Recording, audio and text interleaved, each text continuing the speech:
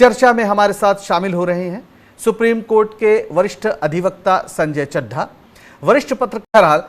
संजय चड्ढा जी, एक सवाल यहां पर उभरता है कि सुप्रीम कोर्ट ने जिस याचिका को खारिज कर दिया, सुनने लायक नहीं समझा, उस पर एक राज्य का हाई कोर्ट इतनी कड़ी टिप्पणी कर रहा है, हमें संविधान, मौलिक अधिकार सब कुछ याद दिला रहा है। ये हो क्या रहा है इस देश में?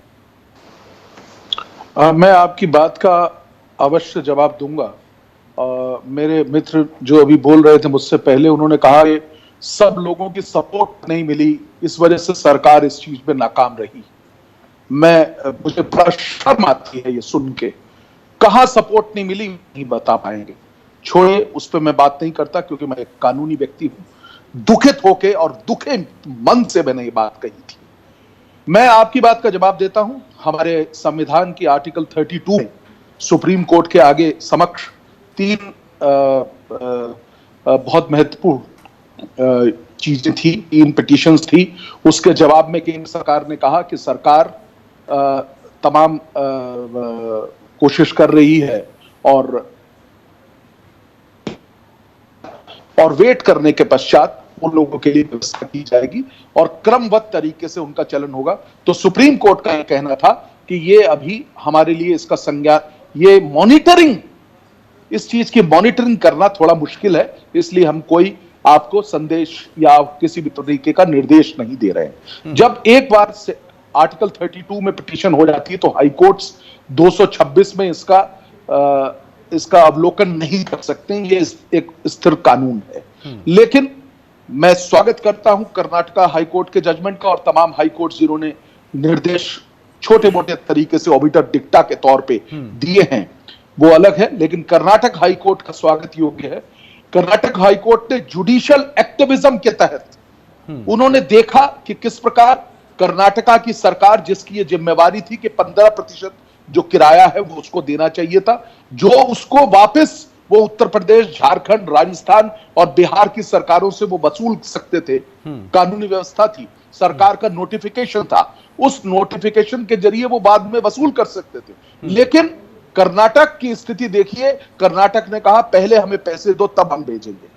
शर्मनाक है, क्योंकि ये व्यक्ति, जो लोग दुखित है, ये किसी का वोट बैंक नहीं है। ये वोट बैंक पे नहीं है और ये फैसला उनका नहीं था कि वो घर जा रहे हैं, बल्कि उन्हें मजबूर किया गया कि वो इस स्थिति में जाएं कि वो घर पहुंचे। आपसे क्या उसमें टिप्पणी बड़ी गंभीर की कि हमारा जो संविधान है उसमें वेलफेयर स्टेट उसका एक एसेंशियल पार्ट है, आप उससे अलग नहीं हो सकते। लाखों मजदूर सड़क पे जा रहे हैं, ये सरकार के लिए भी शर्म की बात है। क्या हमारी जो संवैधानिक मान्यताएं हैं, क्या हमारी सरकारें अब जो चूंकि बहुमत है और प्रचंड बहुमत है, इस प्रचंड बहुमत की आग में संविधान के तमाम संकल्प क्या भस्म कर दिए जाएंगे? संजय जी, बहुत आपने वाजिब बात कही। आर्टिकल 21 जो हमें अधिकार, अब ये नहीं है कि राइट टू लाइफ, सिर्फ right to live with dignity है।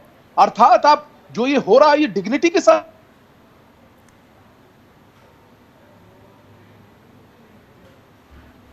जी, थोड़ा संपर्क लगता है संजय जी से बन नहीं पा रहा है, हम फिर प्रयास करेंगे।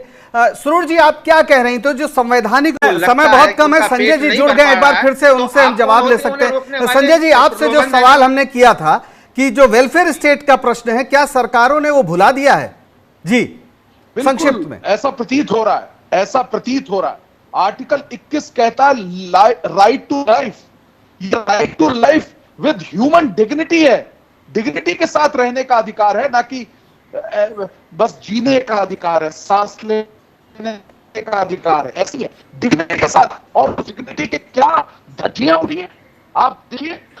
सौयों सैकड़ों के उसमें लोगों की मृत्यु हो गई। बच्चे 4-4 साल के बच्चे 34-35 किलोमीटर चल रहे हैं।